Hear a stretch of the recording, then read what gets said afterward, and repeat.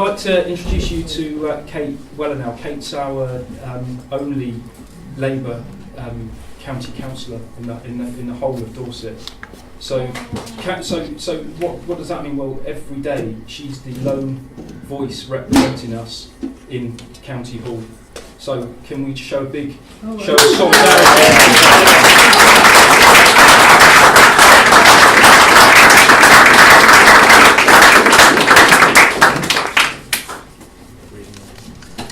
When I came in, I've got the most awful cough, so I hope these letters are all well fixed up here.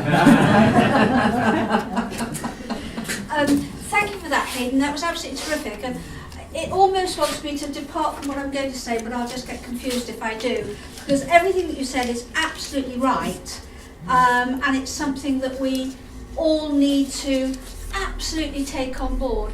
That if there's the slightest chance that we can get a larger number of Labour councillors there on the unitary, because I'm spending my whole time saying, you know, this fight to keep the council tax down at all costs, and we'll sell off all the property we have, so we have no assets, no income coming in, with cuts to adult social services, children's social services.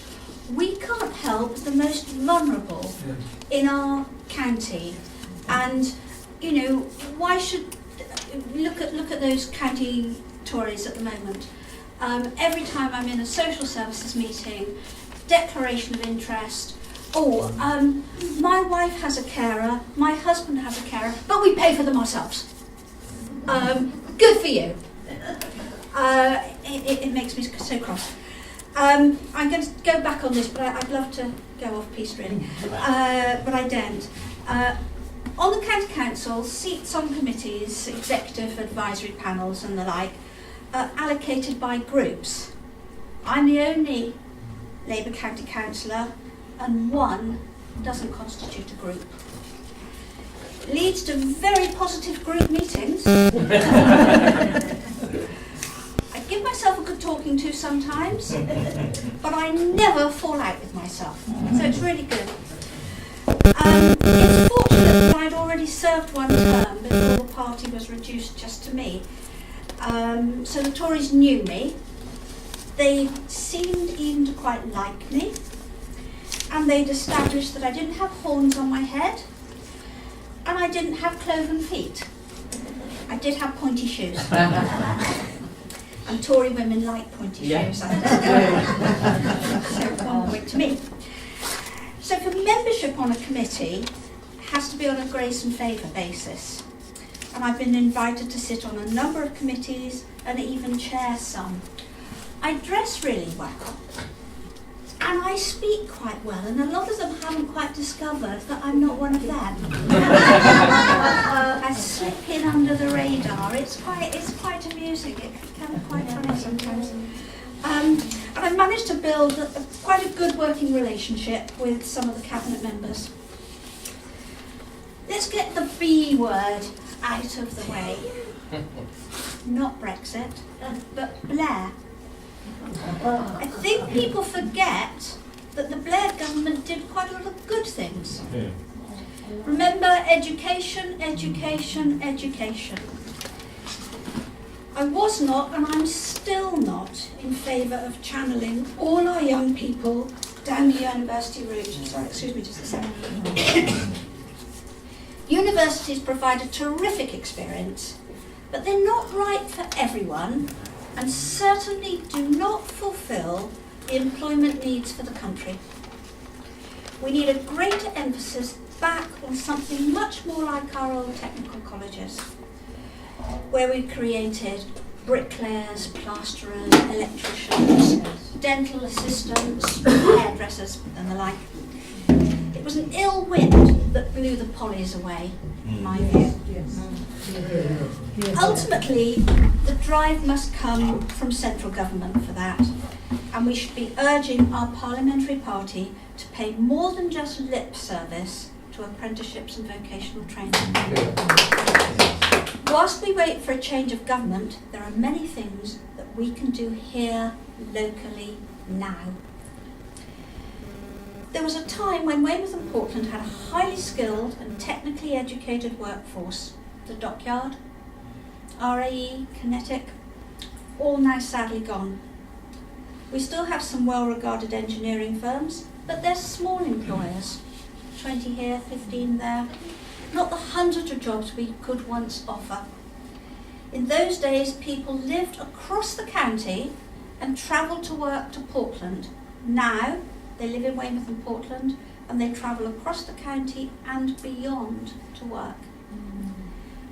We have to improve our schools here in Dorset, so that rather than producing a small percentage of young people who move away to find those professional jobs, maybe coming back when they retire to put even greater strain on our social services, and another group of youngsters who, if they return to jobs that are almost certainly didn't need to rack up a heavy student debt to get them. So what I'm saying is, let's encourage education, not just for the academic few, but in worthwhile, well-paid trades and skills that we do need in the county, rather than sending our children out with promises of a future that will not be delivered. Yeah. Our schools need to develop those core skills that companies want. I think the term is STEM now, isn't it? We're all on STEM. Yes. That way, we're much better placed to attract new companies to this county, with young people ready and eager to train and to learn and to help those new businesses thrive. I mentioned that I have a good relationship with some county council cabinet members. That has meant that I'm invited onto a number of committees and even to chair some executive advisory panels. They also listen when I speak to them. You but you're deaf. With my husband, we're trying at the moment to improve training opportunities for those NEETs that we're also worried about, who present such a problem. To the young people who are in danger of permanent exclusion from school, but also to roll out an exemplary project that has been running at Budmouth School in Weymouth for about 10 years. I want to roll that out to the other senior schools across the county. And my husband is much more involved in that than I am, so if you want to know more about that, he's sitting down here. He thought he was just driving. Our education system needs help, and not the help imposed by the likes of Gove. The English Baccalaureate is not the solution. Testing and league tables are not the solution. And academies and free schools are certainly not the solution. We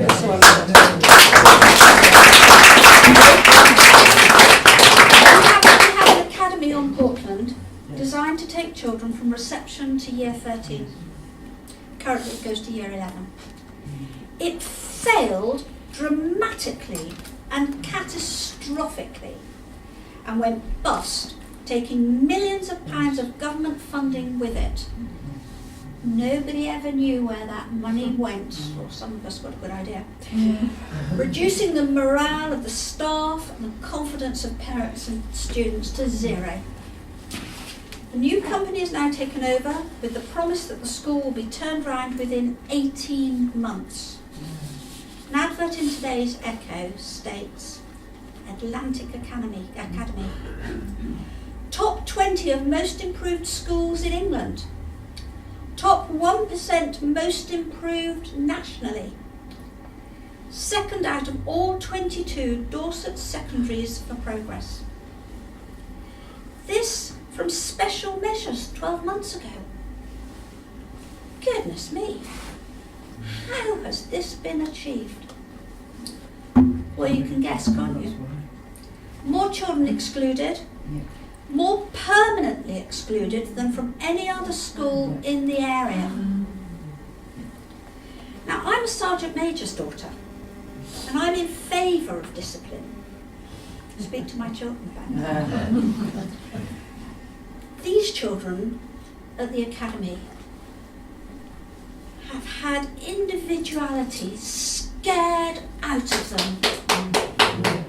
2 children from year 1 were threatened with permanent exclusion from the academy during 2017-18. 2 children, year 1, that's 5 years old. It beggars belief, really. Education starts from birth and it never stops. I remember being approached about volunteering for Home Start in the early 70s. At the time with a young family, I thought, oh, what a great idea. I could do with some help. I wasn't ready to help anybody else, I can tell you. Later, building on Home Start came Sure Start. What a great initiative.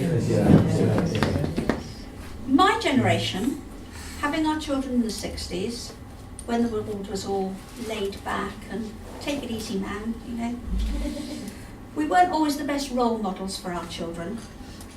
The result was that many of those children, born in the 60s and 70s, and I apologise to all you young people, were ill-equipped now to be parents or even grandparents. And so we have this downward spiral. The playgroup movement, which was run very much by volunteers, mums and grannies, they seem almost to have disappeared. But there's been a huge increase in nurseries and preschools. So there's a lot on offer for young families, but it's so inconsistent. I suppose, as with schools, the quality depends to an extent on the catchment area, but also funding and resource. It seems erratic. A nursery attached to a school in a shiny new building is likely to provide much better facilities and will attract better staff than one in a rundown church hall. It doesn't always follow. We have so many children going into reception not yet toilet trained, with limited verbal skills, unable to socialise. They don't know how to sit quietly to listen to a story or sit at a table to eat a meal. They've never done it. Little mites. Sure Start was designed to tackle that problem, and it did it very successfully. Many still do, but not without problems. In Weymouth, a speech therapist working from one of our centres told me that middle-class parents in the area are really taking full advantage of the services offered. And why shouldn't they? But it meant she had little no time to work with the less advantaged children and families. Also, many young disadvantaged mums feel intimidated to attend in that environment. They feel judged by the yummy nummies. And I don't want to be flippant, but Tarquin is taking priority over Wayne, when Wayne's need is so much greater. There's no money to increase the staff. The funds are being reduced and reduced, so what was a great facility offered close to home is being curtailed, moved to inaccessible places, hours shortened, at a time when the help from Sure Start is needed even more. They're being closed. Dorset is seen as a wealthy county, despite 4 areas in Weymouth and Portland being among the highest areas of multiple deprivation in the country. And there are pockets of deprivation throughout rural Dorset. Yet, because of the way school funding formulas work, we don't receive as much funding for our schools as many other areas recognised as being deprived. We have to press our MPs, sadly Tory, that we require more funding for our schools. It's no good Mrs May promising an end to austerity. We need to see that in cold, hard cash. We're fed up with promises. Rather than education starting at birth and carrying on to the grave, a lack of equality is evident at birth and follows too many Dorset people to the grave. It's recognised that life expectancy in Dorset is above the national average. However, residents in our deprived areas have a reduction in life expectancy of 10 years.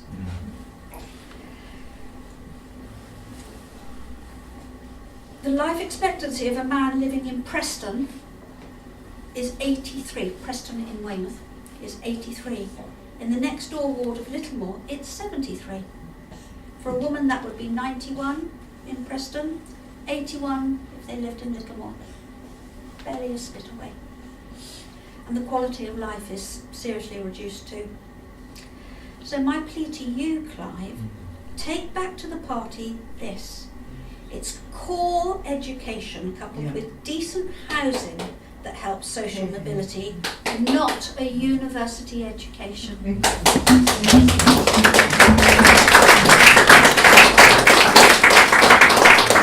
We're being told that councils can build houses again. Hooray! Let's make sure they do, and let's keep them as council houses. Yes. If you live in a council house and you want to buy your own home, fine, good luck to you.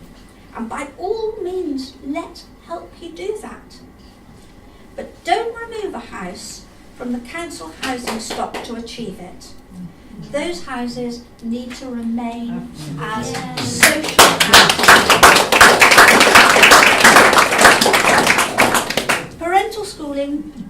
Parental choice for schooling is great, but when that means children are travelling past 1, 2, even 3 schools to get to the school of their choice, how does that make any sense? For good community engagement, children need to be at a school near to their home. A school they can walk to with their friends, have a fool about on the way home, not into the car and whisked away. But if the school near to where you live isn't well regarded, of course you want to send them to a school with a better Ofsted report. We all understand that. Instead of all that money being spent on school transport, instead of tinkering endlessly with the curriculum, instead of creating yet more academies, spend the money to make every school at least a good school. Aim for every school to be an outstanding school. Stop funding private companies to run our schools like businesses. Our children's future, and that means our country's future, is too important to leave in the hands of what, in my experience, I see as avaricious businessmen. I'll just say in finishing, I spent my working life in the NHS in dentistry. So why am I not speaking about the NHS? When we were in government, I had an opportunity to talk to Rosie Winterton, Junior Health Minister at the time, about dental services. She even visited my dental practice. At conference, I had a long session with Patricia Hewitt, Minister of State for Health, about cross-infection, my specialist subject at the time. And MRSA was rampant throughout our hospitals. No one took a blind bit of notice, despite my 40 years of experience. Some years on, my experience has widened, so I can talk about more than just teeth.